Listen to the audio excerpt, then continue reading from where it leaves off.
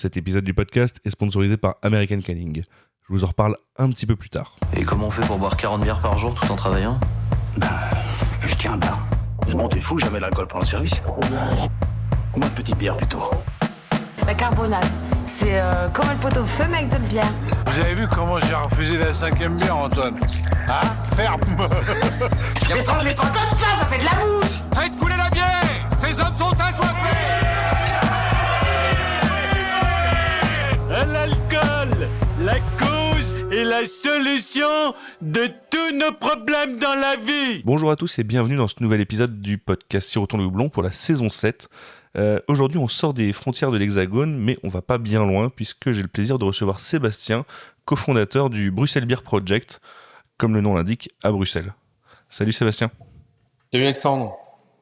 Est-ce que dans un premier temps tu peux rapidement te présenter pour les auditeurs ? Ouais, donc effectivement, Sébastien, je suis originaire de Bretagne et je suis émigré en Belgique depuis maintenant 2012. J'ai lancé le Brussels Beer Project un an plus tard, en 2013. Et donc je suis le cofondateur de la brasserie ici depuis 2013 et bien sûr et je l'ai lancé avec un pote. On s'était rencontrés en Erasmus il y a une bonne vingtaine d'années, Olivier, qui est lui le bruxellois et belge de l'étape. Et voilà, donc on s'amuse bien depuis maintenant 12 ans. Super.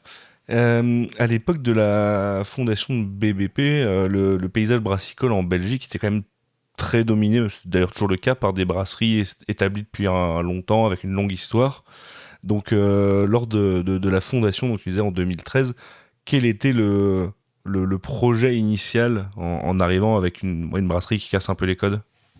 Ouais, c'est ce que tu dis, effectivement, de casser un peu les codes, de dépoussiérer une scène brassicole qui est quand même au patrimoine universel de l'UNESCO, donc c'est pas rien, mais de sortir avec quelque chose de plus frais, plus urbain aussi. On voyait qu'il y avait énormément de brasseries, mais énormément de brasseries qui faisaient un petit peu les mêmes recettes ou un peu le même style aussi. Et donc là, l'idée c'était de créer le plus de proximité possible entre la communauté et puis les bières, le projet que l'on faisait. Donc on a été vu comme un ovni effectivement en 2013 et même dans pas mal d'années. Ouais, quand j'ai dit à mes potes que je voulais faire des bières en Belgique, à Bruxelles. Ils ont pas bien compris l'idée, mais nous on voyait quelque chose qui était différent et qui manquait en Belgique et donc on s'est lancé à fond là-dessus. Notre première bière c'était la Delta, une IPA, saison IPA et après on a continué, on a enchaîné et on est plus d'un demi-millier de bières plus tard. On continue d'essayer de péter les codes, effectivement. Tu disais que du coup au lancement, vous avez été peut-être perçu un peu comme un ovni. C'était plus par les acteurs du milieu ou même par la clientèle ? Ouais, je pense certainement par les acteurs du milieu, comme tu dis. On a reçu aussi pas mal de bienveillance. On a reçu les deux, des grosses interrogations et de la bienveillance. Au niveau du public, il y avait surtout de la curiosité. Et donc on a eu quand même un super accueil. Il y a eu pas mal d'effervescence directement de la part du public, même de la part des médias belges qui nous ont soutenus assez vite. Et puis voilà, dans le milieu forcément, mais en même temps c'est normal. Si tu déranges personne, ça veut dire que peut-être que tu fais rien de suffisamment intéressant. Donc ouais, effectivement, on a bousculé un petit peu, mais je pense que c'était ça et donc ouais, on a continué d'avancer. Ouais. Ouais. Le marché, en tout cas le milieu de la bière belge, il est quand même très connu initialement pour ces brasseries qui jouent beaucoup sur les codes de l'histoire, l'héritage et ainsi de suite. Là où BBP est arrivé avec, d'ailleurs c'est dans le nom, le côté projet, avec une influence du coup complètement différente en termes déjà de recettes, tu le disais, de branding, de communication.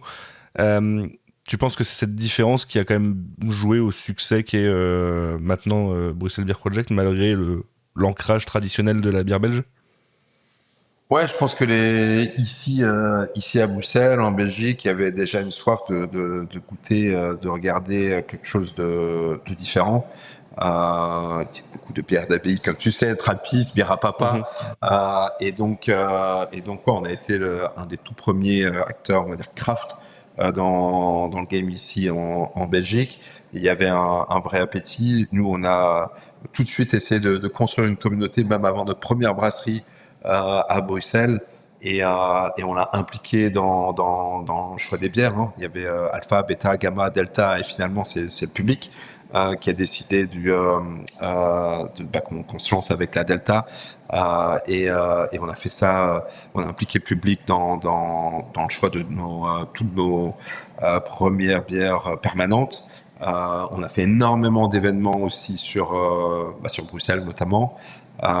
Et je crois que les gens avaient envie de rentrer beaucoup plus en contact avec des brasseurs, avec la bière, plutôt que tu vois, la culture du secret du brasseur qui était clairement l'esprit jusqu'alors. Ouais. Ouais, c'est marrant, tu fais vraiment là, tu pré-réponds à une question que j'avais préparée, et en effet, ça fait toujours un peu cet effet de dualité entre le milieu traditionnel belge et ce que vous avez apporté. Et c'est vrai que dans le côté brasserie et bière traditionnelle, il y a en effet ce côté un peu garder ses recettes secrètes, le jouer, même c'est peut-être un peu marketing aussi, mais sur le côté le secret des moines et ainsi de suite. Là où vous avez tout de suite eu cette approche collaborative. C'était vraiment pareil, une décision et un choix fort pour marquer déjà d'entrée la différence? Ouais, mais comme tu l'as rappelé tout à l'heure, on s'appelle Brussels Beer Project. Donc à la base, on n'est pas Brussels Brewery. Donc on voulait quelque chose de très collaboratif dès le départ. C'est le côté quasi anti-structure. Et donc on a impliqué le public sur le choix des styles de bière, mais aussi effectivement sur la recette, en parlant librement de toutes les souches de levure, de variétés de houblon, de variétés de malt. On a même publié online la recette de la Delta un peu plus tard, lorsqu'on était en plein Covid et que tout le monde était un peu bloqué chez soi. On a mis donc la Delta DIY et on a fait un concours là-dessus, et on a même fait quelques visios en expliquant comment mieux la brasser à la maison. Et c'est drôle parce que il y a certains du concours qui ont tourné professionnel derrière. Et donc ouais, on n'a jamais eu peur de partager les recettes et d'amener le plus de transparence possible dans ce qu'on faisait. Et d'ailleurs, je pense que c'est l'esprit craft, toi qui accueille pas mal d'acteurs à ton micro. C'est quelque chose qui est fort dans la culture ici du renouveau brassicole, c'est qu'il y a énormément de partage aussi avec d'autres brasseurs. Quand tu as un brasseur qui vient ici, en fait, il y a pas de secret. Et quand on va visiter d'autres brasseries aussi, c'est assez hallucinant à quel point il y a vraiment open book. Les gens partagent sur leurs expériences. Et je trouve que ça se retrouve à mon avis, dans très peu d'industries, dans très peu de secteurs, et on a la chance de le voir ici, mais tout le monde a compris qu'on avait beaucoup plus à gagner en partageant et en apprenant, plutôt que de garder ces petits savoir-faire pour soi, quoi. Donc effectivement, c'est une extrapolation de toute la culture du renouveau brassicole qu'on a aussi mis avec le public. Tout à l'heure, tu as utilisé un terme que je trouve intéressant. Tu as parlé pour les bières traditionnelles, tu as parlé de bière à papa. C'est vrai que la Belgique est quand même reconnue pour sa culture brassicole, mais on tourne souvent, en tout cas c'est souvent les mêmes styles qui sont mis en avant, notamment les classiques triples, doubles ou les wheat-beer, les saisons, ce genre de choses. Vous avez fait le choix très rapidement, même d'entrée de jeu, d'arriver avec des styles en effet plus dans l'ère de la mouvance craft, avec notamment la Delta IPA. Comment vous vous êtes décidé sur le choix des recettes initiales et de comment s'est fondé, on va dire, la partie plus produit de BBP? Ouais, bah écoute, je crois que si je reviens en arrière, parce que tu sais, ça fait déjà 12 ans, sur les premiers en tout cas, donc il y a un petit exercice et tout ce qui est avant le Covid, c'est plus compliqué parfois. Mais c'est surtout les bières qui nous faisaient kiffer, les bières qu'on allait boire à Bruxelles. Tu sais, il y a le Wouderlambic qui est là depuis tellement d'années et qui était un réservoir de meilleures bières craft d'Europe et même d'ailleurs, hein, même d'Amérique du Nord aussi, beaucoup d'imports d'Amérique du Nord, notamment à cette époque-là. Donc c'est les bières qu'on aimait bien chez les voisins et qu'on s'est dit tiens, pourquoi pas nous. Et donc est arrivé effectivement la Delta IPA, mais assez vite la du Junkie qui était une des premières n'avait pas de Belgique à mon avis et puis après quand on a eu la brasserie à Dansart, on s'est amusé sur à peu près tous les styles qu'on pouvait. Je t'ai dit on a brassé il y a une année où on a brassé 100 bières différentes, donc là c'était beaucoup trop. C'était beaucoup trop, tout le monde s'y perdait, même le staff, on n'avait même plus à goûter toutes les bières différentes qu'on faisait, mais au moins, au moins on était rassasiés de brasser tout ce qu'on avait envie de boire en fait. Et derrière, on est content parce que le public nous a suivis, sauf qu'on a été juste trop loin, parce que 100 bières par an, c'est beaucoup trop. Mais jusque là, ouais, les gens voilà avaient envie de goûter quelque chose de différent. Il faut imaginer que pendant longtemps en Belgique, mais aussi en France, hein, jusqu'en 2013, 14, 15, 16, il y avait très peu de nouvelles bières sur le marché. Quand on lançait une nouvelle bière, c'était quand même quelque chose. Et oui, puis après, il y a eu la norme, furie des années, j'ai envie de dire 2015 et 2022, 2023, où là, tout est parti. On a tous lâché les chevaux, quoi. Oui, ça c'est un peu devenu la norme dans les brasseries craft d'arriver avec une sortie éphémère toutes les semaines ou tous les mois, avoir un certain nombre de bières à l'année. C'était pas du tout le cas, même en France à l'époque où BBP s'est lancé. Alors j'imagine qu'en Belgique ça devait être encore plus peut-être choquant pour un public qui était peut-être pas habitué à ça. Ouais, non, tout à fait. On nous a souvent posé la question, hein, mais est-ce que vous n'avez pas peur d'être à sec d'idées? Et en fait, c'est forcément tout l'inverse qui se passe. Hein, donc, même pour les brasseurs amateurs, en fait, dès que tu brasses une bière, tu as l'idée en la brassant d'embrasser 2, 3 autres différentes. Donc, c'est exponentiel. Et c'est ce qui se passe aussi dans les cuisines en fait. Et nous c'est ce qu'on disait, on brassait comme en cuisine et non, on n'a pas peur d'être assasié d'idées parce qu'il y en a toujours 2-3 qui arrivent. Et mais ouais, les gens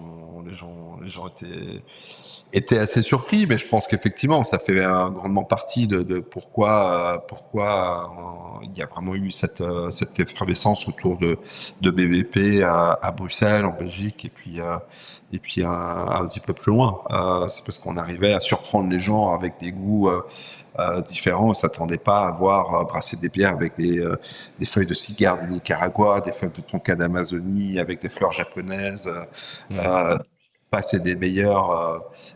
Et puis la première bière à partir de pain vendue. Donc ouais, je pense qu'on a aussi arrivé au-delà de l'expérimentation sur les goûts, de jouer avec la bière. Parce que tu vois, un de nos motos, notamment au début, c'était en anglais, Leave the Abbey, Join the Playground. Donc gentiment, partons un petit peu des monastères pour rejoindre le playground. Et c'était cette idée de casser le côté un peu trop Steve, comme on dit ici en Belgique, donc sérieux de la bière. La bière, c'est la convivialité. La bière, c'est pour du fun. Il n'y a pas trop de raison de se la jouer trop sérieux ici. Et en même temps, c'est une qualité belge, hein, de regarder tout avec le sourire et avec un second degré. Donc on est arrivé là-dessus. D'ailleurs, ça me fait penser à un autre truc, Alexandre, c'est que la Belgique, ouais, c'est connu pour la bière dans le monde entier. Mais en fait, quand tu compares avec l'Allemagne, par exemple, c'est à la base connu pour sa créativité des Burgondais. C'est c'est justement à la base, c'était les moines qui peut-être ils s'en mettaient un peu dans leur abbaye et commençaient à expérimenter avec toute une sorte de maltes différents, donc de céréales différents, d'épices différents, etc. À contrario de ce qui se fait en Allemagne, par exemple, avec Reinheitsgebot. Et donc, en fait, la base, que je veux dire par là, c'est que la base du succès de la bière belge, c'est la folie des moines. Et c'est l'expérimentation à tout va. Le problème de la Belgique, à un moment donné, en tout cas, mon aperçu, c'est que c'est le succès. Et du coup, ça a un peu frisé l'expérimentation et les gens sont un peu reposés sur les gens, les brasseurs, les abbayes, les autres sont un peu reposés sur ce qui fonctionnait déjà, mais à la base, en fait, c'est l'expérimentation qui a donné les lettres de noblesse de la bière belge. Et finalement, peut-être que nous, on recycle pas que du pain vendu, on recycle les recettes de la base du succès belge, quoi. C'est-à-dire d'expérimenter, de tenter des trucs qui devraient pas être tentés. Au final, c'est un peu le renouveau de cette créativité peut-être un peu mise au second plan par les brasseurs belges, et c'est venir perpétuer cette vieille tradition avec des nouvelles choses. Ouais, c'est comme ça que je le vois aussi. Non, peut-être que d'une certaine manière, le plus traditionnel des brasseurs belges, c'est BBP en fait. Parce qu'en fait, comme il faisait il y a quelques dizaines ou centaines d'années, c'est-à-dire laisser libre cours à son imagination. Oui. Dans on va dire ce qui distingue aussi BBP de toute l'imagerie traditionnelle de la bière belge, il y a évidemment tout l'aspect visuel des bouteilles, des canettes, le design en gros autour de la marque, le nom des recettes et ainsi de suite. Donc tu parlais en tout début d'une brasserie urbaine installée en effet avec premièrement Dansart en plein centre de Bruxelles. Ça fait partie de ces codes que vous vouliez apporter dans la bière ? Ouais, effectivement, nous on est belge, on est aussi essentiellement bruxellois. Moi, je t'ai dit, j'ai grandi en Bretagne, pas loin de la brasserie Coref d'ailleurs, on pourra y revenir. Et je me sens beaucoup plus bruxellois que belge. Olivier, mon collègue dans l'aventure, lui, il s'appelle Olivier de Brouwer, qui veut dire d'ailleurs le brasseur en flamand. Donc lui, il est belge 4 étoiles, on va dire. Mais moi, je me sens bruxellois. Dans l'équipe, on a une quinzaine de nationalités. Donc les gens viennent de partout. La majorité sont pas nés en Belgique, mais ils se sentent bruxellois. Bruxelles, la magie de Bruxelles, je sais que tu es déjà venu plusieurs fois, c'est en fait ce côté multiculturel. Il y a une personne sur deux qui n'est pas née en Belgique et qui habite à Bruxelles, et c'est pas que pour le côté technocrate de la bulle européenne, c'est tout le monde, c'est au coin de la rue en fait. Et ça, je trouve, c'est une force et de ce qui me plaît le plus dans la ville. Donc nous, on se sent essentiellement bruxellois, et donc qui dit Bruxelles, dit aussi le côté urbain que l'on revendique. Également, et donc ça se retrouve partout, ça se retrouve dans la DA de BBP, dans les bières et puis dans nos brasseries aussi, et donc ça nous tient certainement à cœur. Ouais. Je voulais revenir justement sur ce côté urbain. La brasserie a eu en premier site de production la brasserie à Dansart, qui, alors on y reviendra après, il est toujours d'actualité pour un autre projet, mais face, et tant mieux, au succès de BBP, à un moment, le lieu était devenu trop petit, donc dans un premier temps, il a fallu faire appel à une production extérieure délocalisée, mais c'était vraisemblablement pas quelque chose qui vous convenait, il fallait revenir sur votre propre terrain de jeu, c'est ça ?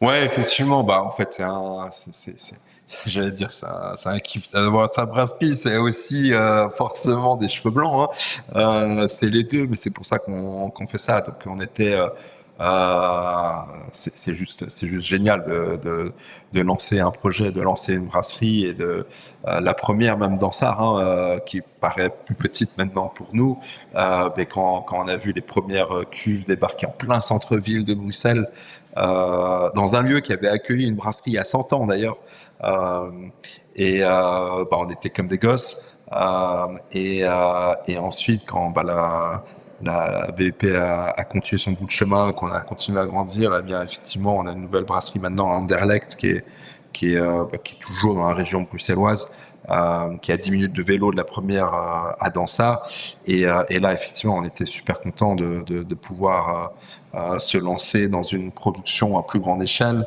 et de se projeter aussi dans un chouette avenir sur, on va dire, une dizaine d'années, jusqu'à temps de la remplir entièrement. Donc oui, je te dis, on est bruxellois, on a envie d'avoir toute la production à Bruxelles, et c'est ce que nous a permis notre nouvelle brasserie, qui est maintenant opérationnelle depuis bientôt 3 ans à Anderlecht, et pour laquelle on va investir d'ailleurs cette année.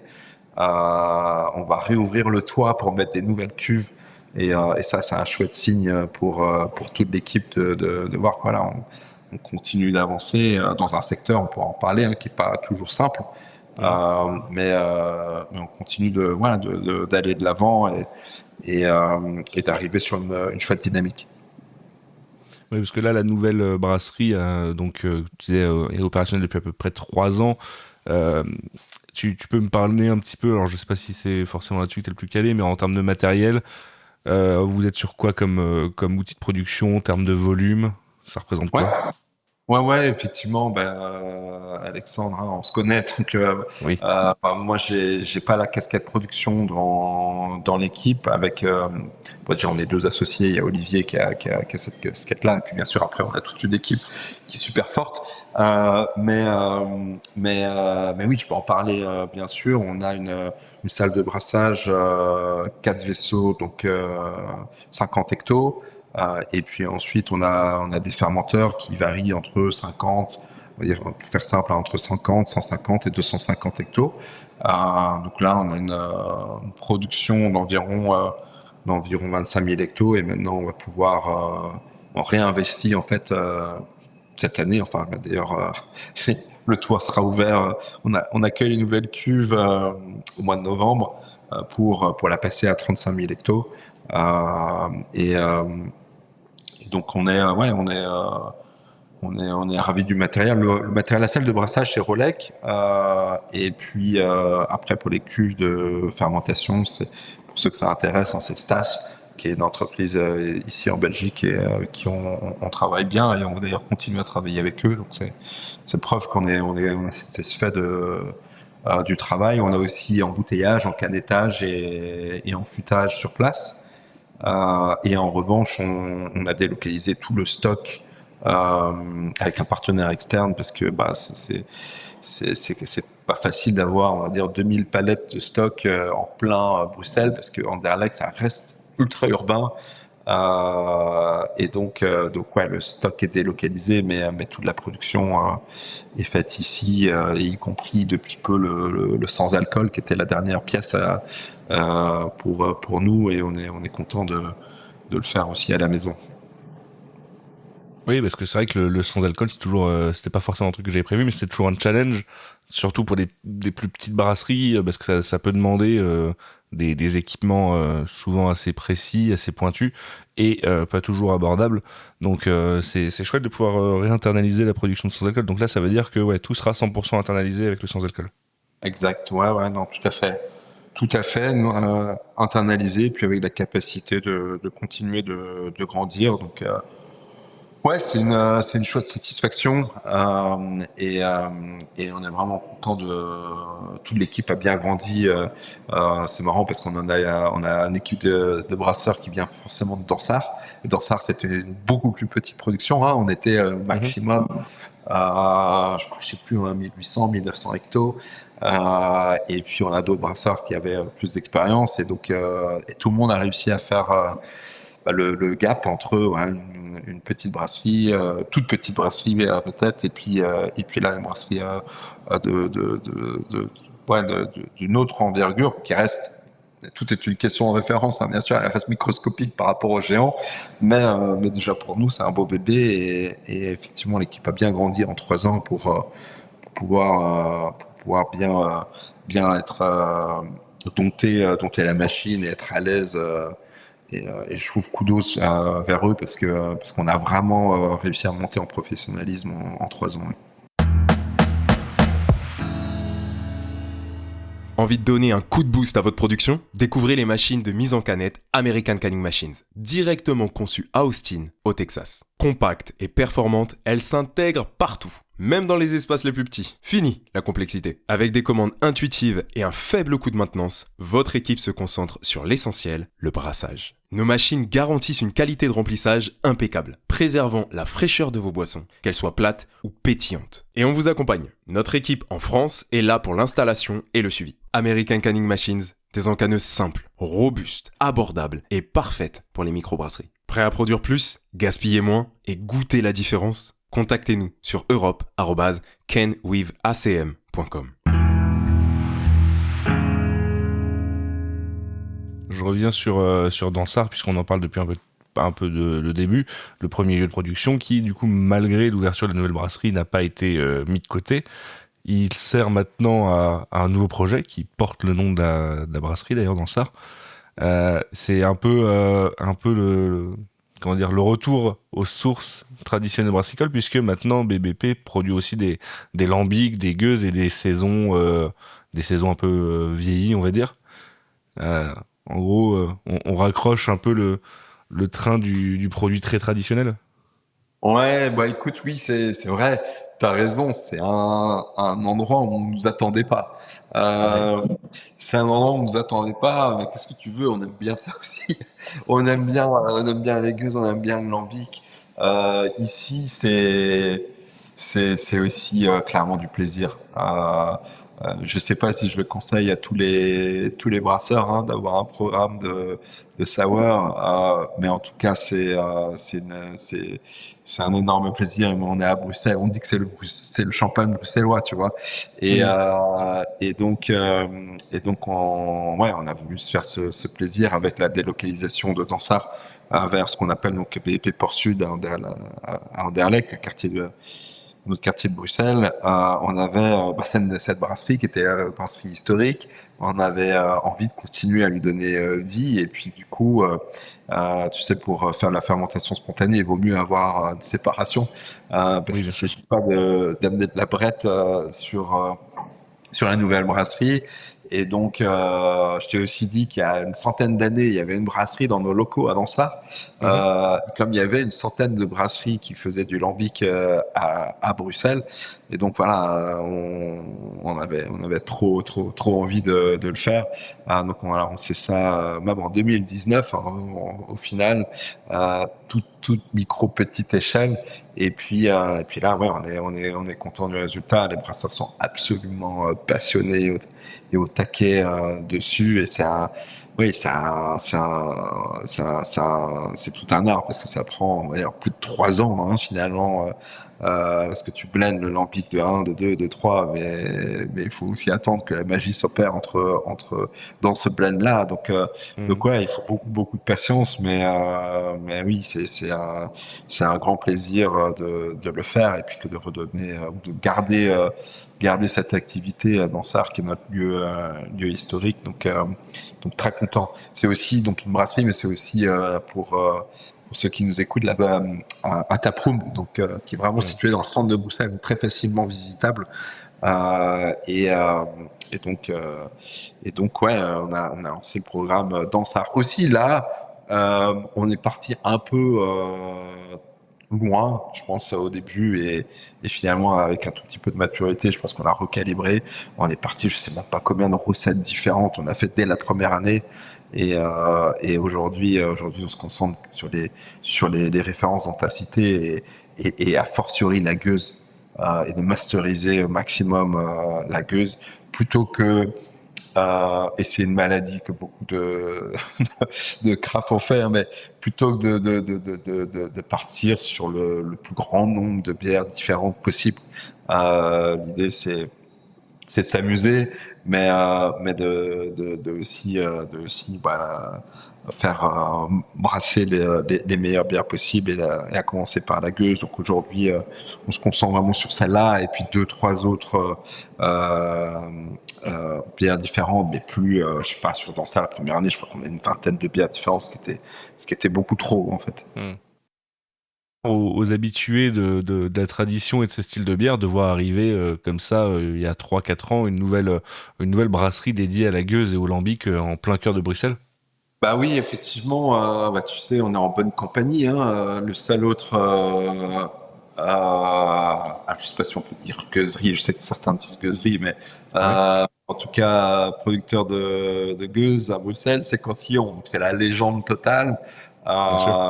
Et il n'y avait pas eu de nouvelles gueuses bruxelloises depuis je sais pas, un nombre incalculable de décennies. Donc ouais, en même temps, voilà, c'était un plaisir que de le faire et d'être là où on nous attend pas. Et je pense que on a aussi attiré peut-être un autre public sur la gueuse, voilà cette bière qui est consommée normalement par peut-être plus des geeks, mais pas forcément par le commun du mortel, on va dire. Et nous, c'était notre ambition. C'est jamais de faire du volume parce que c'est pas le cas de la gueuse, mais en tout cas d'aborder un autre public et de le sortir la gueuse, on va dire, du mood lambic, pour ceux qui connaissent Bruxelles, ou vraiment des cafés ultra spécialisés, mais de la mettre dans la main d'un plus grand nombre. Et je pense que à notre échelle, c'est ce qu'on essaye de faire. Il y a un aspect dont on parle peut-être un peu moins quand on parle de BBP, mais qui reste quand même très très important pour la brasserie, c'est l'engagement environnemental. Est-ce que tu peux me dire par quoi ça passe pour vous ? Ouais, effectivement. Le côté impact au sens large, il a été présent dès le début, mais le côté environnemental, il a monté au fur et à mesure des années. Déjà individuellement et puis collectivement, et puis pour nous, comme je suis sûr pour toi et pour la majorité de ceux qui nous écoutent. Donc on a suivi aussi ce chemin et cette conscientisation au fur et à mesure des années, avec probablement aussi un énorme boost au tournant du Covid. Donc allez, on avait fait la première bière à partir de pain vendu, donc économie circulaire, c'était en 2015, mais au-delà de cela, c'était vraiment pure environnemental. Je pense qu'un de nos gros défis, c'était l'agriculture régénérative. On a commencé, tout début, c'était en 2019, notamment d'ailleurs par le programme Dansard de fermentation spontanée, et puis on a accéléré la cadence. Je suis assez content de dire que sur les 12 prochains mois, alors en Belgique, 90%, ça c'est le côté exotique pour vous, 90% de notre orge sera issu d'agriculture locale et régénérative. Et régénérative, ça veut dire quoi ? Parce que c'est pas encore si connu, même si ça prend vraiment de l'ampleur. En fait, c'est la permaculture à plus grande échelle. C'est vraiment travailler avec les sols les plus sains possibles. Et donc notamment d'éviter le labour et de travailler sur rotation des cultures, de la polyculture, pour avoir la terre la plus saine possible. Il y a eu des énormes problèmes d'inondation en Belgique notamment en Wallonie, d'où vient la majorité de notre orge maintenant. Et ça, c'est notamment à cause du tassement des sols et du ruissellement des eaux. L'agriculture régénérative a la capacité d'absorption de l'eau, mais aussi une autre capacité, c'est l'absorption de carbone. Et donc, c'est souvent décrié. Moi, je viens de Bretagne aussi. L'agriculture comme problème environnemental. Or là, l'agriculture peut être une des sources de solutions environnementales les plus importantes, avec la capacité de stocker du carbone plutôt que d'en émettre. Et donc, voilà, on a pris ce tournant en 2019 et puis on a continué d'accélérer. Et là, maintenant, en fait, on achète tout ce qui est disponible en régénératif. Donc, il y a de plus en plus de variétés de maltes qui existent en régénératif, en Belgique, en France aussi. Et tout. Alors le Cara, par exemple, n'est pas encore disponible et il manque encore quelques variétés, mais la majorité est vraiment en train de se constituer. Donc là, pour tous les brasseurs qui nous écoutent, je les invite à regarder. Forcément, il y a un premium à payer, mais de 100 € la tonne, plus ou moins. Mais ouais, ça fait partie de ce qu'on pense être bien, et on est ravis de le faire. Il y a un documentaire qui était sur Netflix, mais maintenant je crois qu'il est même disponible gratuitement. C'est Kiss the Ground, qui est Kiss the Ground, donc qui est un documentaire qui résume un petit peu cette pensée, cette approche d'agriculture régénérative, et que je conseille à tout le monde. En 1h30, tu peux bien capter le système, et donc voilà, ça c'est un point important. Après, il y a aussi l'eau qui quand on est dans le secteur brassicole, bien sûr, l'eau c'est clé, est important, et là on essaye de faire le max possible. Et ça c'est aussi chouette parce que on a collaboré avec d'autres brasseries, des brasseries qui étaient plus à la pointe collaborer c'est un grand mot, mais en tout cas visiter, échanger avec d'autres brasseries en France et puis en Belgique, et ça c'est canon de voir que il y a vraiment beaucoup d'échanges, et que les brasseries se partagent les bons tuyaux là-dessus, et il y a que à gagner, donc ce serait con de pas le faire. Donc l'impact très important. On est certifié B Corp aussi, on peut en parler. Oui. On l'est depuis 3 ans maintenant. D'ailleurs, on est en recertification, et donc on est aussi dans comment dirais-je, un process ici en Belgique pour lancer l'entreprise à mission en Belgique. Donc ça c'est tout nouveau. C'est un concept qui existe bien en France, qui n'a pas encore de cadre légal en Belgique, et effectivement on est dans les dizaines d'entreprises là, cobayes pour lancer cette dynamique. Donc c'est quelque chose qui nous tient à cœur, et qui donne sens pour toute l'équipe ici à ce qu'on fait de tous les jours, et puis aussi je pense qu'il résonne dans les gens qui nous suivent et qui boivent la Delta, et puis les petites sœurs de la Delta. Donc je pense que c'est vraiment important, et qu'on a vu que le début encore. Yes. Quand BBP est arrivé sur le marché de la bière belge en 2013, il venait un peu casser les codes et révolutionner ce marché. 12 ans plus tard, le marché européen, il est quand même maintenant bien imbibé de la bière craft, y compris en Belgique, même si c'est peut-être un peu plus timide. Et il y a pas mal de brasseries qui ont poussé ce curseur geek à fond. C'est une voie que a peut-être un peu moins suivi BBP, avec une gamme un peu plus cadrée et des éphémères moins régulières que certaines brasseries qui pourraient, comme on le disait tout à l'heure, en sortir 6-8 par mois. Je dirais que BBP a pris quelle place maintenant dans le milieu brassicole ? Ce serait peut-être plus à toi de me le dire, mais je pense que le secteur est aussi en train d'avoir un peu plus de maturité. Il y a des brasseries qui vont sortir encore plus de bière que nous, hein, ça c'est sûr. Oui. Mais j'ai l'impression que il y a. Je crois que l'idée pour nous, et je crois que pour l'idée de pas mal d'autres brasseries, c'est d'avoir un peu le meilleur des deux mondes. Et voilà, le chaos, c'est bien, mais de contrôler un petit peu ce chaos-là aussi, et de pas perdre derrière les consommateurs, le public qui nous suit et qui peut quand même avoir une chance de goûter toutes les bières que l'on fait, et pas de se dire tiens c'est trop que je suis même perdu. Donc je pense que même depuis 3-4 ans, c'est aussi la dynamique dans laquelle on est, c'est d'avoir une bonne balance, de garder le grain de folie, parce que c'est notre ADN, parce que c'est comme ça que tout a commencé, parce que ce serait trop con de le perdre, et ça n'aurait pas de sens, mais en même temps de faire des choses où on peut embarquer tout le monde et sans créer trop de confusion.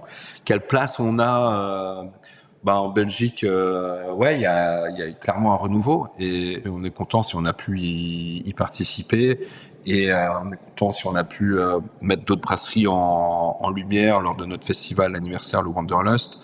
On a invité, forcément tous les ans, on invite d'autres brasseries belges.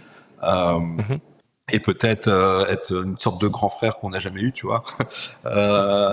Et puis d'inviter d'autres brasseries, qu'elles viennent de France, qu'elles viennent d'ailleurs, qu'elles viennent de un peu tous les pays d'Europe, et puis même d'un peu plus loin. On est content en tout cas d'être parmi les acteurs qui font bouger un petit peu le secteur, et qui a un vrai mouvement collectif.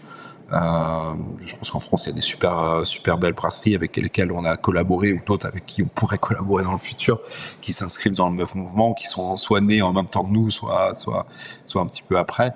Et donc ouais, en tout cas, nous, je pense que quand on pense à un acteur craft en Belgique, on va probablement penser à Brussels Beer Project, à BEP, mais il y a plein d'autres acteurs émergents, et qui sont à Bruxelles, qui sont à Anvers, qui sont à Gand, ou un petit peu partout, et ça fait plaisir, parce que je pense que la Belgique a clairement besoin d'un renouveau, et ça va pas se faire avec 1, 2 ou 3 brasseries, ça va se faire avec un vrai mouvement.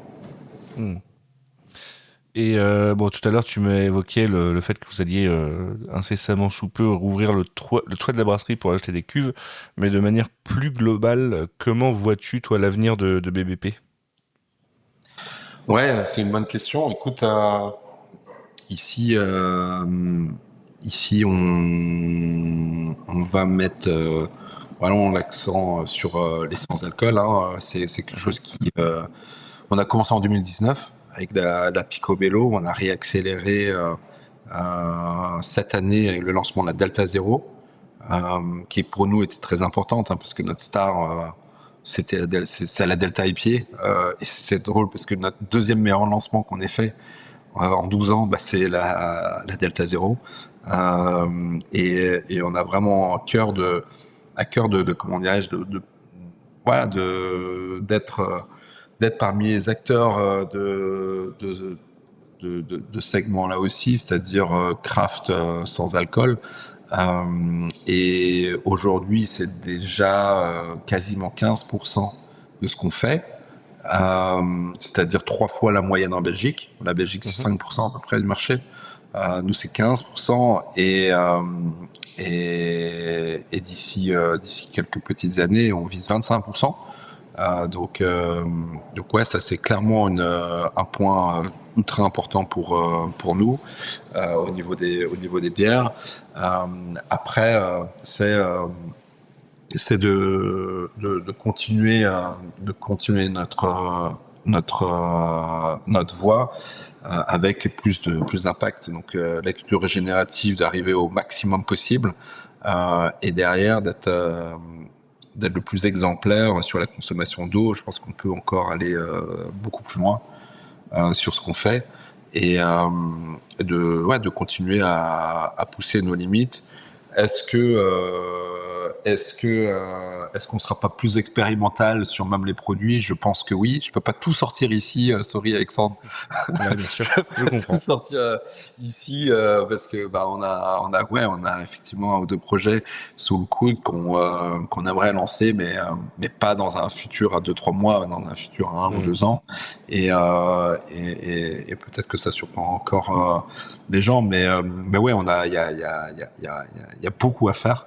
Le secteur est pas simple, ni pour nous, ni pour, je pense, peu de brasseries, mais il y a encore énormément à faire et j'espère que le meilleur reste à venir, ouais.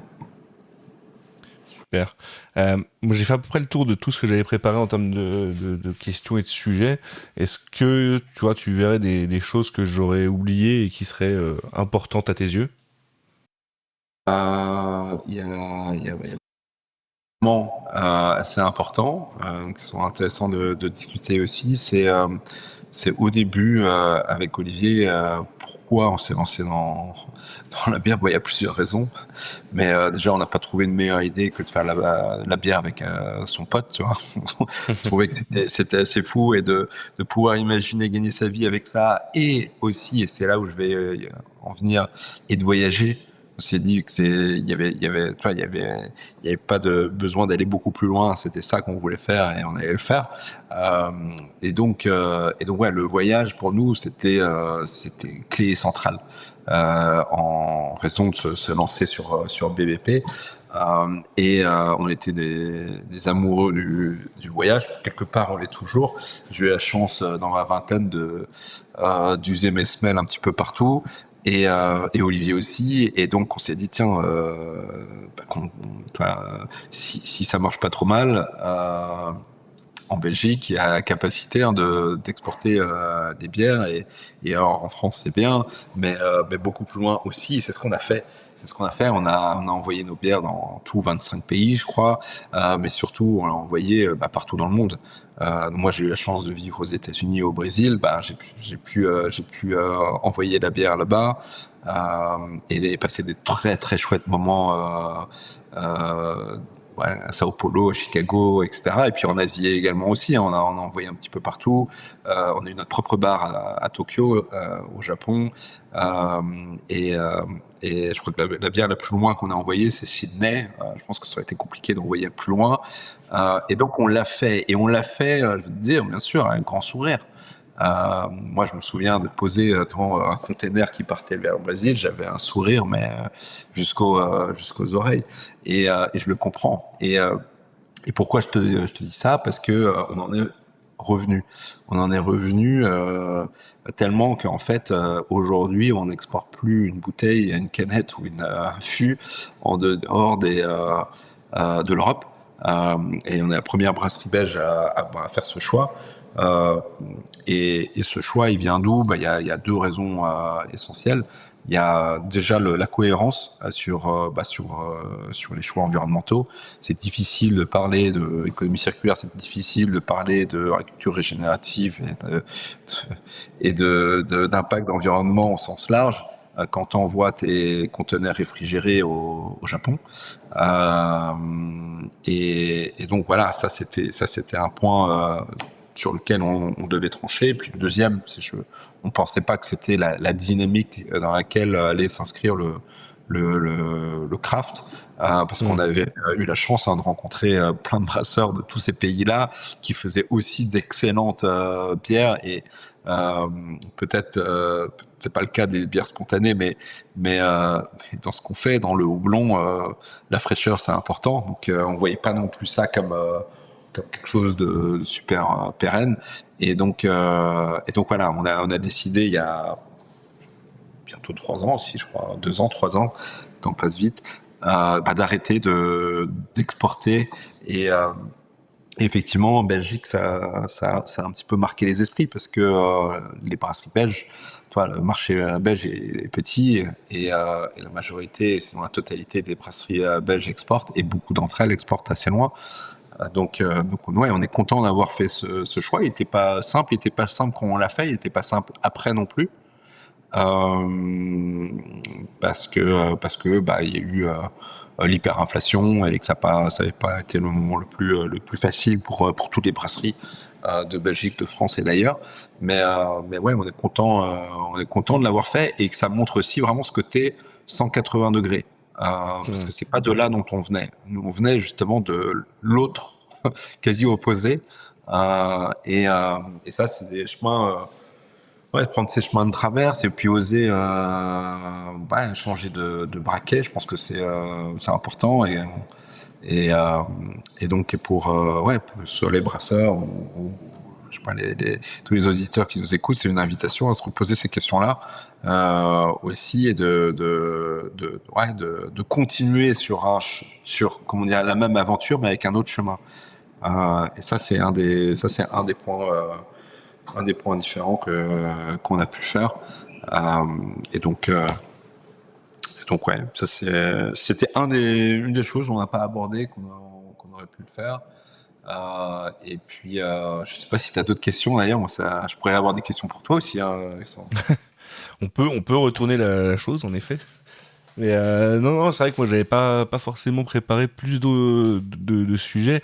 C'est vrai que t'évoques ce changement de direction sur l'export dont j'avais entendu parler d'ailleurs à l'époque et qui en effet fait tout à fait sens. Non, aussi, si on peut aborder peut-être un autre point rapidement, t'as parlé tout à l'heure quand on parlait de Dansart, de la taproom sur place. Vous en avez d'autres, des bars et des taprooms? Oui, ouais, moi effectivement, on en a. Merci d'ailleurs, comme ça je vais faire de la pub un petit peu. On a 3 taprooms, on a 2 à Paris, une au 1 rue de Bruxelles à Paris. Alors pour ceux qui ne savent pas où c'est le 1 rue de Bruxelles à Paris, eh bien c'est en face c'est pas loin du Moulin Rouge. Et puis l'adresse, c'est notre premier taproom, et l'adresse, on s'est dit, il y a Alignement des Étoiles, il faut absolument le faire. Et du coup, ça nous a donné l'appétit pour en ouvrir un deuxième. C'est au canal Saint-Martin.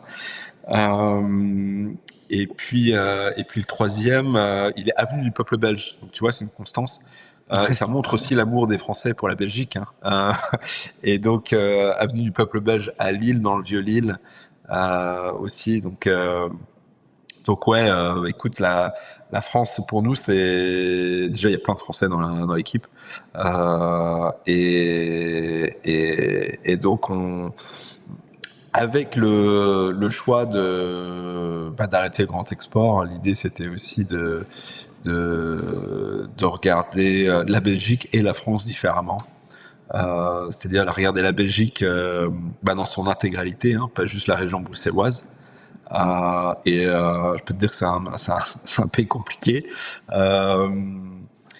Et entre la Wallonie, la région bruxelloise, et puis la Flandre, là, ça pourrait le faire le sujet d'un autre podcast. Et puis la France aussi. Et pas regarder la France comme de l'export, mais se dire voilà, la Belgique c'est notre maison et la France c'est notre jardin en fait, tu vois. Et c'est pas l'étranger. Et donc c'est pour ça que voilà, on travaille. Peut-être que tu en connais un ou deux, des partenaires français avec lesquels on travaille assez bien et de plus en plus. Et on est ravis de le faire. Et donc et de créer le plus de ponts possible entre la Belgique et la France. Ouais. Et ça se passe aussi via ces 3 taprooms où j'invite tous nos auditeurs le plus tôt possible. Top.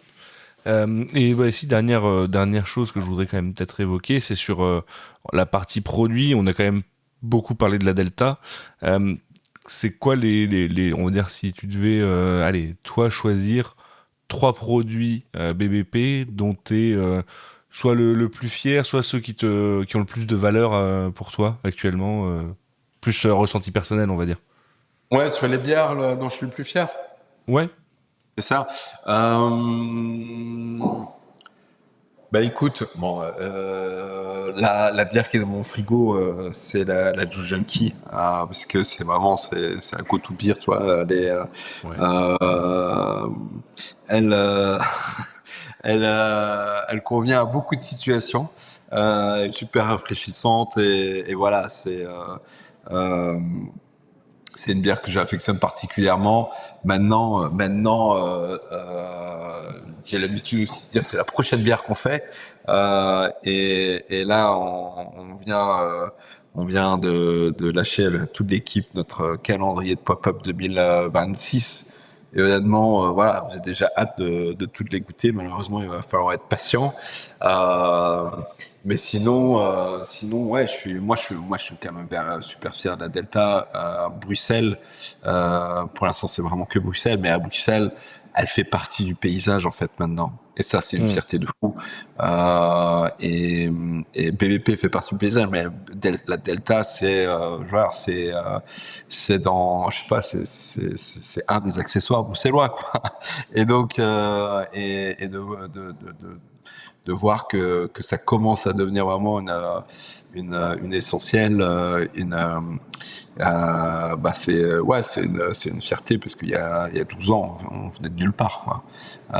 Et maintenant, voilà, on fait des chouettes collabs avec aussi par exemple, Maison d'Andois. Bon, les auditeurs en France vont moins connaître, mais c'est une biscuiterie qui a 200 ans d'expérience ici à Bruxelles, qui est vraiment, c'est iconique à Bruxelles, quoi.